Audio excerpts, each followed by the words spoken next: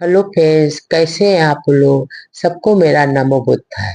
भगवान बुद्ध अस जी और पुण्य बसु की एक कहानी अपने भिक्षु संघ को सुनाते हैं।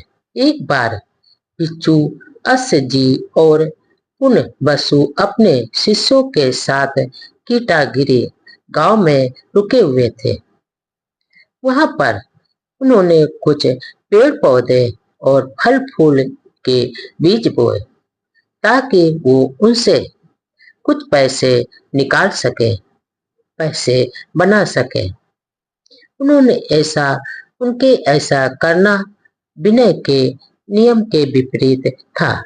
वे इन पौधों से फूल निकलवाते और उनसे माला बनवाते थे, क्योंकि वे परिवार वाले कुमारियों और स्त्रियों वधुओं बालाओं के लिए अपने साथ माला ले जाते थे तथा दूसरों से उनके लिए माला भिजवाते भी थे। वे उनके साथ साथ एक ही थाली में भोजन भी किया करते थे और एक ही चारपाई पर बैठते और सोते थे, लेटते थे और ओढ़ने को भी एक ही बिस्तर रजाई ओढ़ते थे, बिछाते भी थे। एक ही बिस्तर में वो सोते थे। अर्थात उनका इन स्त्रियों के साथ उठना बैठना, घूमना फिरना, सोना और जागना होता था।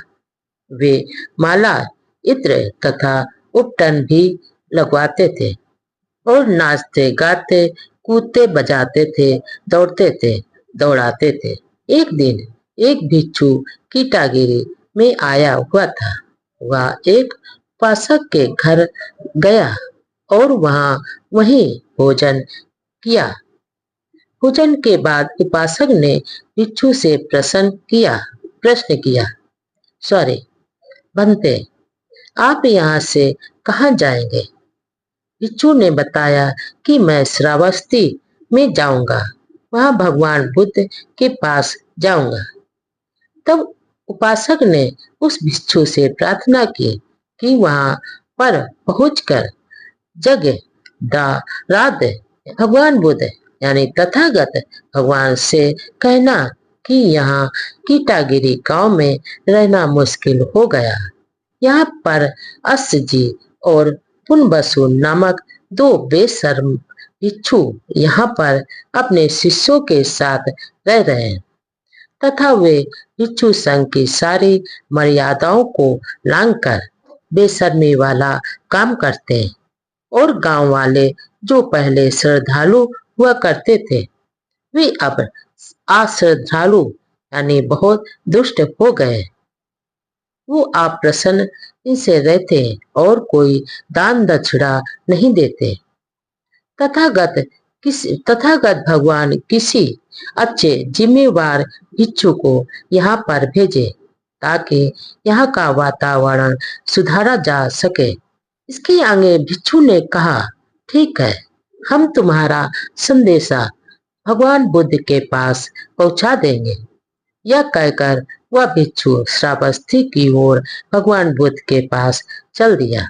श्रावस्ती पर पहुंचकर वह बौद्ध विहार में पहुंच गया तथा भगवान बुद्ध को सादर प्रणाम करके एक तरफ बैठ गया।